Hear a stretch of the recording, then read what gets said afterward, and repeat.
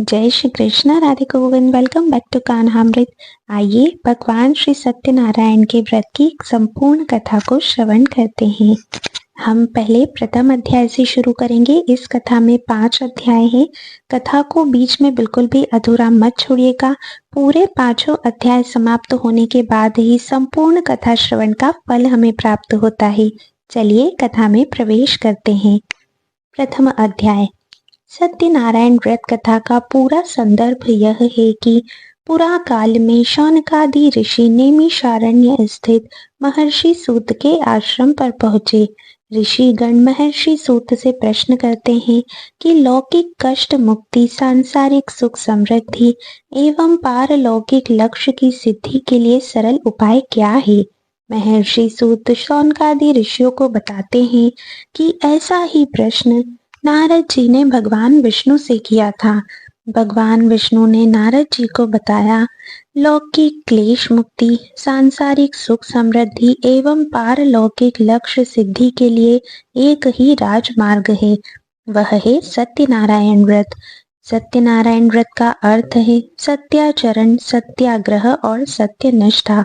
संसार में सुख समृद्धि की प्राप्ति सत्याचरण द्वारा ही संभव है। सत्य ही ईश्वर है। सत्याचरण का अर्थ है ईश्वर आराधना, भगवत पूजा। कथा का प्रारंभ सूत जी द्वारा कथा सुनाने से होता है। नारद जी भगवान विष्णु के पास जाकर उनकी स्तुति करते हैं। स्तुति सुनने के अंतर भगवान विष्णु जी ने नारद जी से कहा, महाभाग, आप किस प्रयोजन से यहाँ आए हैं? आपके मन में क्या है कहिए, वह सब कुछ मैं आपको बताऊंगा। नारद जी बोले, भगवान, मृत्यु लोक में अपने पाप कर्मों के द्वारा विभिन्न योनियों में उत्पन्न सभी लोग बहुत प्रकार के क्लेशों से दुखी हो रहे हैं। हे नाथ, किस लघु उपाय से उनके कष्टों का निवारण हो सकेगा? यदि आप मेरे ऊपर कृपा करते हैं तो वह सब मैं आपसे सुनना चाहता हूँ, उसे बताएं। श्री भगवान ने कहा, हे वत्स, संसार के ऊपर अनुग्रह करने की इच्छा से आपने बहुत अच्छी बात पूछी है। जिस व्रत के करने से प्राणी मोह से मुक्त हो जाता है, मैं उसे आपको बताता हूँ। स्वर्ग और मृत्यु लोक में दुर्लभ भगवान सत्यनारायण का एक महापुण्यप्रद व्रत है। आपके स्नेह के कारण इस समय मैं उसे कह रहा हूँ। अच्छी प्रकार विधि विधान से भगवान सत्यनारायण व्रत करके मनुष्य शीघ्र ही सुख प्राप्त कर परलोक में मोक्ष प्राप्त कर सकता है। भगवान की ऐसी वाणी सुनकर नारद मुनि ने कहा, प्रभु, इस व्रत को करने का क्या फल है? इसका विधान क्या है? इस व्रत को किसने किया और इसे कब करना चाहिए, यह सब आप विस्तार पूर्वक बतलाइए। श्री भगवान ने कहा, यह सत्यनारायण व्रत दुख शोक आदि का शमन करने वाला, धन धान्य की वृद्धि करने वाला, सौभाग्य और संतान देने वाला तथा सर्वत्र विजय प्रदान करने वाला है। जिस किसी भी दिन भक्ति और श्रद्धा से समन्वित होकर मनुष्य ब्राह्मणों और बंधु बांधवों के साथ धर्म में तत्पर होकर सायंकाल भगवान सत्यनारायण की पूजा करे, नैवेद्य के रूप में उत्तम कोटि के भोजनीय पदार्थ को सवाया मात्रा में भक्ति पूर्वक अर्पित करे, केले के फल, घी, दूध, गेहूं का चूर्ण अथवा गेहूं के चूर्ण के अभाव में साठी या चावल का चूर्ण, शक्कर या गुड़, यह सब भक्ष्य सामग्री सवाया मात्रा में एकत्र कर निवेदित करनी चाहिए। बंधु बांधवों के साथ श्री सत्यनारायण भगवान की कथा सुनकर दक्षिणा देनी चाहिए। तदनंतर बंधु बांधवों के साथ भोजन करना चाहिए। भक्ति पूर्वक प्रसाद ग्रहण करके नृत्य गीत आदि का आयोजन करना चाहिए। तदनंतर भगवान सत्यनारायण का स्मरण करते हुए अपने घर जाना चाहिए। ऐसा करने से मनुष्यों की अभिलाषा अवश्य ही पूर्ण होती है। विशेष रूप से कलयुग में पृथ्वी लोक में यह सबसे छोटा उपाय है। इसी तरह से प्रथम अध्याय जो है वो संपूर्ण होता है। बोलिए श्री सत्यनारायण भगवान की जय। दूसरा अध्याय। श्री सूत जी बोले, हे द्विजों, अब मैं पुनः पूर्व काल में जिसने इस सत्यनारायण व्रत को किया था उसे भली भांति विस्तार पूर्वक कहूंगा। रमणीय काशी नगर में कोई अत्यंत निर्धन ब्राह्मण रहता था। भूख और प्यास से व्याकुल होकर वह दिन प्रतिदिन पृथ्वी पर भटकता रहता था। भगवान ने उस दुखी ब्राह्मण को देखकर व्रत का रूप धारण करके उस द्विज से आदर पूर्वक पूछा, हे द्विज, प्रतिदिन अत्यंत दुखी होकर तुम किस लिए पृथ्वी पर भ्रमण करते रहते हो? हे द्विज श्रेष्ठ, यह सब बतलाओ, मैं सुनना चाहता हूँ। ब्राह्मण बोला, प्रभु, मैं अत्यंत दरिद्र हूँ और भिक्षा के लिए ही पृथ्वी पर घूम रहा हूँ। यही मेरी इस दरिद्रता को दूर करने का आपके पास कोई उपाय है? आप जानते हैं तो कृपा पूर्वक बतलाइए। वृद्ध बोला, हे देव, सत्यनारायण भगवान विष्णु अभिष्ट फल को देने वाले हैं। हे विप्र, तुम उनका उत्तम व्रत करो, जिसे करने से मनुष्य सभी दुखों से मुक्त हो जाता है। व्रत के विधान को भी यत्न पूर्वक कहकर वृद्ध रूपधारी भगवान विष्णु वहीं पर अंतर ध्यान हो गए। वृद्ध ने जैसा कहा है उस व्रत को अच्छी प्रकार से वैसे ही करूंगा, यह सोचते हुए उसे रात में नींद भी नहीं आई। अगले दिन प्रातः काल उठकर भगवान सत्यनारायण का व्रत करूंगा, ऐसा संकल्प करके वह भिक्षा के लिए चल पड़ा। उस दिन भिक्षा में बहुत सा धन उसे प्राप्त हुआ। उसी धन से उसने बंधु बांधवों के साथ भगवान श्री सत्यनारायण का व्रत किया। इस व्रत के प्रभाव से वह श्रेष्ठ सभी दुखों से मुक्त होकर समस्त संपत्तियों से संपन्न हो गया। उस दिन से लेकर प्रत्येक महीने उसने यह व्रत किया।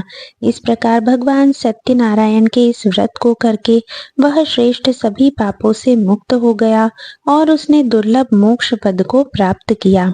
हे विप्र, पृथ्वी पर जब भी कोई मनुष्य श्री सत्यनारायण का व्रत करेगा, उसी समय उसके समस्त दुख नष्ट हो जाएंगे।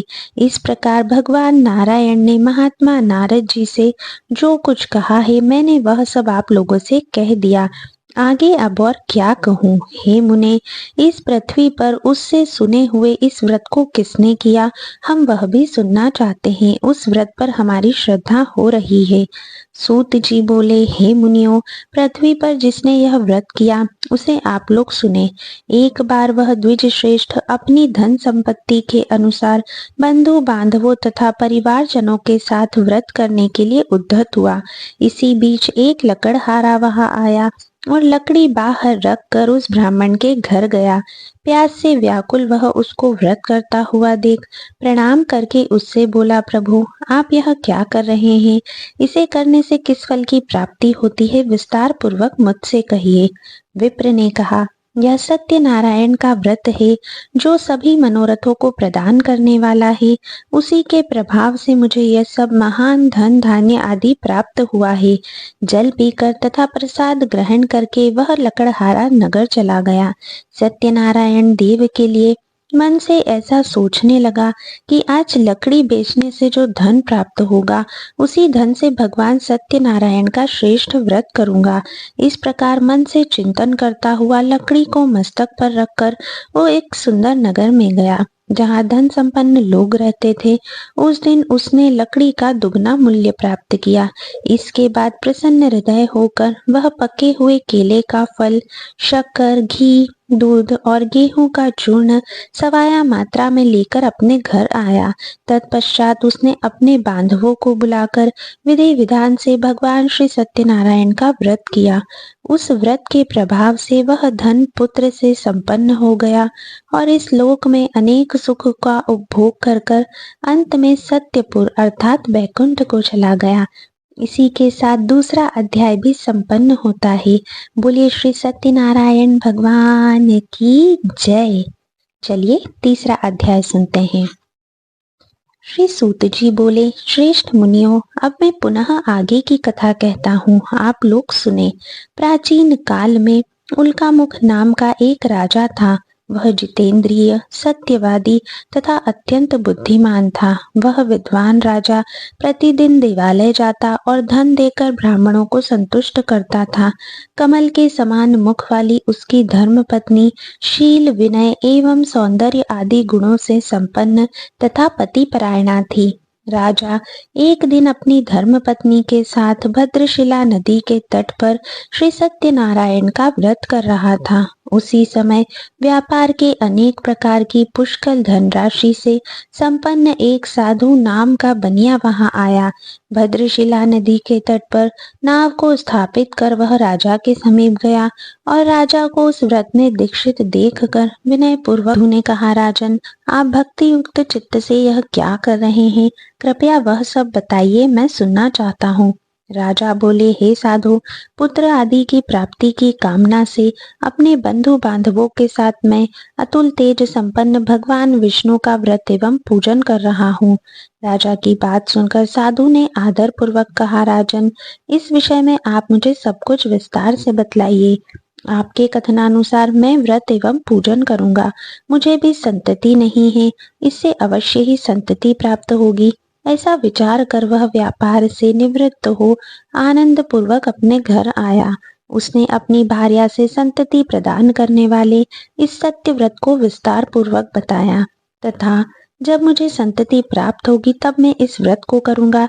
इस प्रकार उस साधु ने अपनी भार्या लीलावती से कहा। एक दिन उसकी लीलावती नाम की सती साध्वी भार्या पति के साथ आनंद चित्त से ऋतुकालीन धर्मचारण में प्रवृत्त हुई और भगवान श्री सत्यनारायण की कृपा से उसकी वह भार्या गर्भिणी हुई। 10वें महीने में उससे कन्या रत्न की उत्पत्ति हुई और वह शुक्ल पक्ष के चंद्रमा की भांति दिन प्रतिदिन बढ़ने लगी। उस कन्या का नाम कलावती रखा गया। इसके बाद एक दिन लीलावती ने अपने स्वामी से मधुर वाणी में कहा, आप पूर्व में संकल्पित श्री सत्यनारायण के व्रत को क्यों नहीं कर रहे हैं? साधु बोला, प्रिय, इसके विवाह के समय करूंगा। इस प्रकार अपनी पत्नी को भली भांति आश्वस्त कर वह व्यापार करने के लिए नगर की ओर चला गया। इधर कन्या कलावती पिता के घर में बढ़ने लगी। तदनंतर धर्मज्ञ साधु ने नगर में सखियों के साथ क्रीड़ा करती हुई अपनी कन्या को विवाह योग्य देखकर आपस में मंत्रणा करके कन्या विवाह के लिए श्रेष्ठ वर का अन्वेषण करो, ऐसा दूत से कहकर शीघ्र ही उसे भेज दिया। उसकी आज्ञा प्राप्त करके वह दूत कांचन नामक एक नगर में गया और वहां से एक वणिक का पुत्र लेकर आया। उस साधु ने उस वणिक के पुत्र को सुंदर और गुणों से संपन्न देखकर अपनी जाति के लोगों तथा बंधु बांधवों के साथ संतुष्ट चित्त हो विधि विधान से वणिक पुत्र के हाथ में कन्या का दान कर दिया। उस समय वह साधु बनिया दुर्भाग्यवश भगवान सत्यनारायण का वह उत्तम व्रत करना भूल गया। पूर्व संकल्प के अनुसार विवाह के समय व्रत न करने के कारण भगवान उस पर रुष्ट हो गए। कुछ समय पश्चात अपने व्यापार कर्म में कुशल वह साधु बनिया काल की प्रेरणा से अपने दामाद के साथ व्यापार करने के लिए समुद्र के समीप स्थित रत्न सागरपुर नामक सुंदर नगर में गया और अपने श्री संपन्न दामाद के साथ वहां व्यापार करने लगा। उसके बाद वे दोनों राजा चंद्रकेतु के रमणीय उस नगर में गए। उसी समय भगवान श्री सत्यनारायण ने उसे भ्रष्ट प्रतिज्ञा देखकर इसे दारुण और कठिन महान दुख प्राप्त होगा यह शाप दे दिया। एक दिन एक चोर राजा चंद्रकेतु के धन को चुराकर वहीं आया जहां दोनों वणिक स्थित थे। वह अपने पीछे दौड़ते हुए दूतों को देखकर भयभीत चित्त से धन वहीं छोड़कर शीघ्र ही छिप गया। इसके बाद राजा के दूत वहां आ गए जहां वह साधु वणिक था। वहां राजा के धन को देखकर वे दूत उन दोनों वणिक पुत्रों को बांध कर ले आए और हर्ष पूर्वक दौड़ते हुए राजा से बोले, प्रभु, हम दो चोर पकड़कर लाए हैं, इन्हें देखकर आप आज्ञा दें। राजा की आज्ञा से दोनों शीघ्र ही दृढ़ता पूर्वक बांध लिए गए और बिना विचार किए महान कारागार में डाल दिए गए। भगवान सत्यदेव की माया से किसी ने उन दोनों की बात नहीं सुनी और राजा चंद्रकेतु ने उन दोनों का धन भी ले लिया। भगवान के शाप से वणिक के घर में उसकी भार्या भी अत्यंत दुखी हो गई और घर में सारा का सारा जो धन था वह चोरों ने चुरा लिया। लीलावती शारीरिक तथा मानसिक पीड़ाओं से युक्त, भूख और प्यास से दुखी हो अन्न की चिंता से दर दर भटकने लगी। कलावती कन्या भी भोजन के लिए इधर उधर प्रतिदिन घूमने लगी। एक दिन भूख से पीड़ित कलावती एक घर गई। वहां जाकर उसने श्री सत्यनारायण के व्रत पूजन को देखा। वहां बैठकर उसने कथा सुनी और वरदान मांगा। उसके बाद प्रसाद ग्रहण करके वह कुछ रात होने पर घर गई। माता ने कलावती से प्रेम पूर्वक पूछा, पुत्री, रात में तू कहाँ रुक गई थी? तुम्हारे मन में क्या है? कलावती ने तुरंत माता से कहा, मैं एक घर में मनोरथ प्रदान करने वाला व्रत देखा है। कन्या की उस बात को सुनकर वह वणिक की भार्या व्रत करने को उद्धत हुई और प्रसन्न मन से उस साध्वी ने बंधु बांधवों के साथ भगवान श्री सत्यनारायण का व्रत किया तथा इस प्रकार प्रार्थना की, भगवान, आप हमारे पति एवं जमाता के अपराध को क्षमा करें। वे दोनों अपने घर शीघ्र आ जाएं। इस व्रत से भगवान श्री सत्यनारायण पुनः संतुष्ट हो गए तथा उन्होंने नृपश्रेष्ठ चंद्रकेतु को स्वप्न दिया और स्वप्न में कहा, हे नृपश्रेष्ठ, प्रातः काल दोनों वणिकों को छोड़ दो और वह सारा धन भी दे दो जो तुमने उनसे इस समय ले लिया है, अन्यथा राज्य, धन एवं पुत्र सहित तुम्हारा सर्वनाश कर दूंगा। राजा से स्वप्न में ऐसा कहकर भगवान सत्यनारायण अंतर ध्यान हो गए। इसके बाद प्रातः काल राजा ने सभा में बैठकर अपना स्वप्न लोगों को बताया और कहा, दोनों बंदी वणिक सी बात सुनकर वे राजपुरुष दोनों महाजनों को बंधन मुक्त करके राजा के सामने लाकर विनय पूर्वक बोले, महाराज, बेड़ी बंधन से मुक्त करके दोनों वणिक पुत्र लाए गए हैं। इसके बाद दोनों महाजन नृपश्रेष्ठ चंद्रकेतु को प्रणाम करके अपने पूर्व वृत्तांत का स्मरण करते हुए भय विहन हो गए और कुछ बोल न सके। राजा ने वणिक पुत्रों को देखकर आदर पूर्वक कहा, आप लोगों को प्रारब्धवश यह महान दुख प्राप्त हुआ है, इस समय कोई भय नहीं है। ऐसा कहकर उनकी बड़ी खुलावकर शोर कर्म आदि कराया। राजा ने वस्त्र अलंकार देकर उन दोनों वणिक पुत्रों को संतुष्ट किया तथा सामने बुलाकर वाणी द्वारा अत्यधिक आनंद किया। पहले जो धन लिया था उससे दूना धन दिया और उसके बाद राजा ने पुनः उनसे कहा, साधो, अब आप अपने घर को जाएं। राजा को प्रणाम करके, आपकी ही कृपा से हम जा रहे हैं, ऐसा कहकर उन दोनों महावैश्यों ने अपने घर की ओर प्रस्थान किया और इसी प्रकार तृतीय अध्याय भी समाप्त होता है। बोलिए श्री सत्यनारायण भगवान की जय। श्री सूत जी बोले, साधु बनिया मंगलाचरण कर और ब्राह्मणों को धन देकर अपने नगर के लिए चल पड़ा। साधु के कुछ दूर जाने पर भगवान सत्यनारायण की उसकी सत्यता की परीक्षा के विषय में जिज्ञासा हुई। साधो, तुम्हारी नाव में क्या भरा है? तब धन के मद में चूर दोनों महाजनों ने अवहेलना पूर्वक हंसते हुए कहा, दंडिन, तुम क्यों पूछ रहे हो? क्या तुम द्रव्य लेने की इच्छा रखते हो? हमारी नाव में तो लता और पत्ते आदि भरे हैं। ऐसी निष्ठुर वाणी सुनकर तुम्हारी बात सच हो जाए, ऐसा कहकर दंडी सन्यासी का रूप धारण किए हुए भगवान कुछ दूर जाकर समुद्र के समीप बैठ गए। दंडी के चले जाने पर नित्य क्रिया करने के पश्चात उतराई हुई अर्थात जल में ऊपर की ओर उठी हुई नौका को देखकर साधु अत्यंत आश्चर्य में पड़ गया और नाव में लता और पत्ते आदि देखकर मूर्छित हो पृथ्वी पर गिर पड़ा। सचेत होने पर वणिक पुत्र चिंतित हो गया। तब उसके दामाद ने इस प्रकार कहा, आप शोक क्यों करते हैं? दंडी ने श्राप दिया है। इस स्थिति में वे ही चाहे तो सब कुछ कर सकते हैं, इसमें संशय नहीं है। अतः उन्हीं की शरण में हम चलें, वही मन की इच्छा पूर्ण होगी। दामाद की बात सुनकर वह साधु बनिया उसके पास गया और वहां दंडी को देखकर उनसे भक्ति पूर्वक उन्हें प्रणाम करके आदर पूर्वक कहने लगा, आपके सम्मुख मैंने जो कुछ कहा है, असत्य भाषण रूप अपराध किया है, आप मेरे उस अपराध को क्षमा करें। ऐसा कहकर बारंबार प्रणाम करके वह महान शोक से आकुल हो गया। दंडी ने उसे रोता हुआ देखकर कहा, हे मूर्ख, रो मत, मेरी बात सुनो। मेरी पूजा से उदासीन होने के कारण तथा मेरी आज्ञा से ही तुम्हें बारंबार दुख प्राप्त हुआ है। भगवान की ऐसी वाणी सुनकर वह उनकी स्तुति करने लगा। साधु ने कहा, हे प्रभु, यह आश्चर्य की बात है कि आपकी माया से मोहित होने के कारण ब्रह्मा आदि देवता भी आपके गुणों और रूपों को यथावत रूप से नहीं जान पाते। फिर मैं मूर्ख आपकी माया से मोहित होने के कारण कैसे जान सकता हूँ? आप प्रसन्न हो। मैं अपनी धन संपत्ति के अनुसार आपकी पूजा करूंगा। मैं आपकी शरण में आया हूँ। मेरा जो नौका में स्थित पूरा धन था, उसकी तथा मेरी रक्षा करे। उस बनिया की भक्ति युक्त वाणी सुनकर भगवान जनार्दन संतुष्ट हो गए। भगवान हरि उसे अभिष्ट प्रदान करके वहीं से अंतर ध्यान हो गए।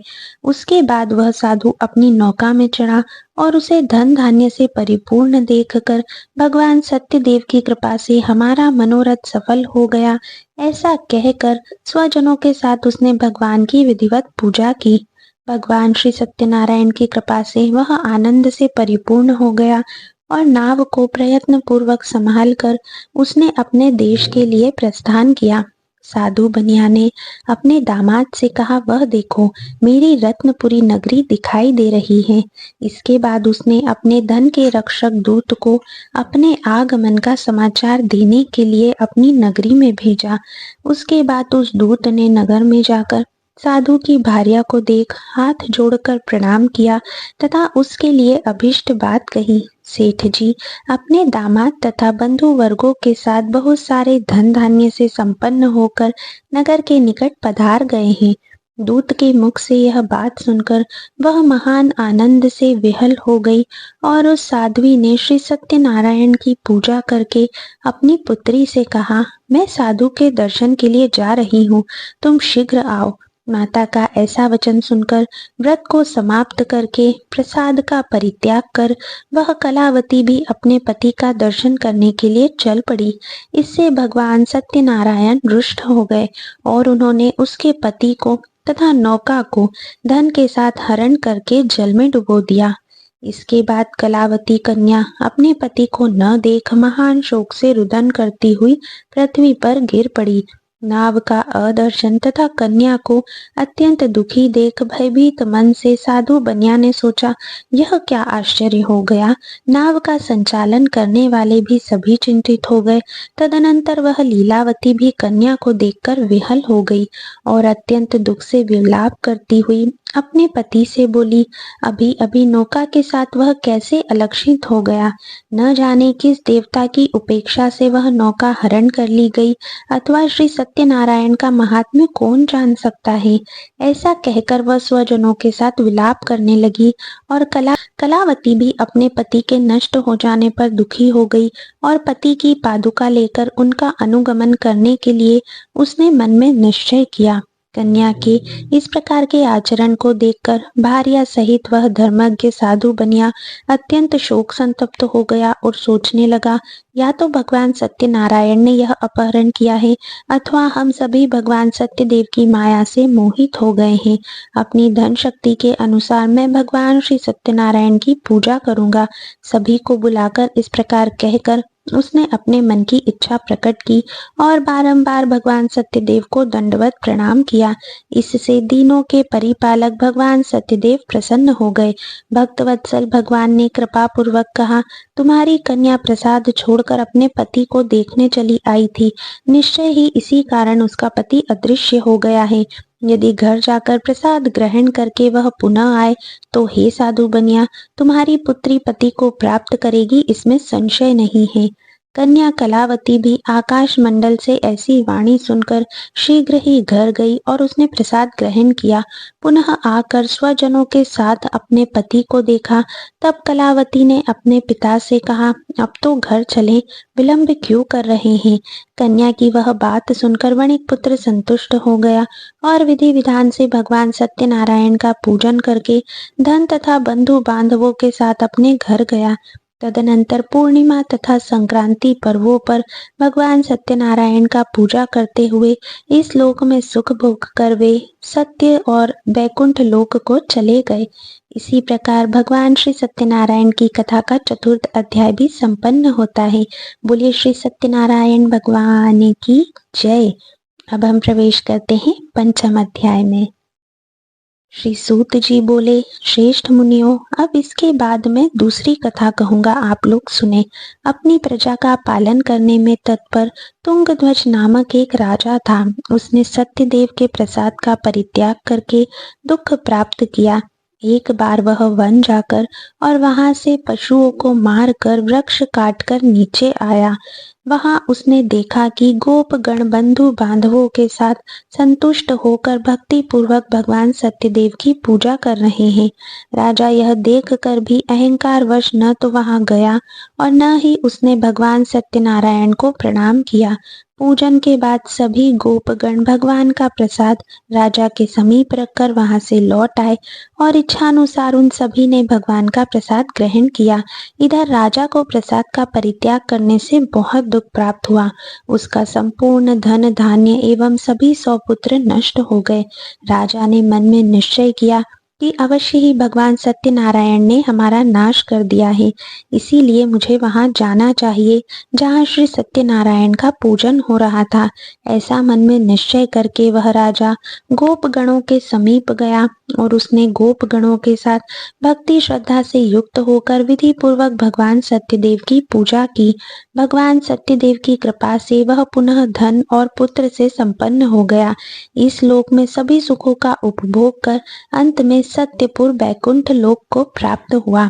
श्री सूत जी कहते हैं, जो व्यक्ति इस परम दुर्लभ श्री सत्यनारायण के व्रत को करता है और पुण्यमयी तथा फल प्रदायिनी भगवान की कथा को भक्ति युक्त होकर सुनता है, उसे भगवान सत्यनारायण की कृपा से धन धान्य आदि की प्राप्ति होती है। दरिद्र धनवान हो जाता है, बंधन में पड़ा हुआ बंधन से मुक्त हो जाता है, डरा हुआ व्यक्ति भय मुक्त होता है। यह सत्य बात है, इसमें संशय नहीं है। इस लोक में वह सभी इप्सित फलों को भोग कर अंत में सत्यपुर बैकुंठ को प्राप्त करता है। इस प्रकार मैंने आप लोगों से भगवान सत्यनारायण के व्रत को कहा, जिसे करके मनुष्य सभी दुखों से मुक्त हो जाता है। कलयुग में तो भगवान सत्यदेव की पूजा विशेष फल प्रदान करने वाली है। भगवान विष्णु को ही कुछ लोग काल, कुछ लोग सत्य, कोई ईश और कोई सत्यदेव तथा दूसरे लोग सत्यनारायण नाम से कहेंगे। अनेक रूप धारण करके भगवान सत्यनारायण सभी का मनोरथ सिद्ध करते हैं।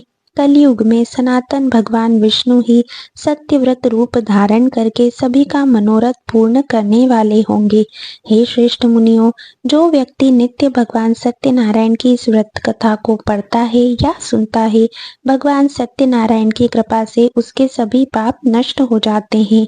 हे मुनीश्वरों, पूर्व काल में जिन लोगों ने भगवान सत्यनारायण का व्रत किया था, उसके अगले जन्म का वृत्तांत कहता हूँ, आप लोग सुने।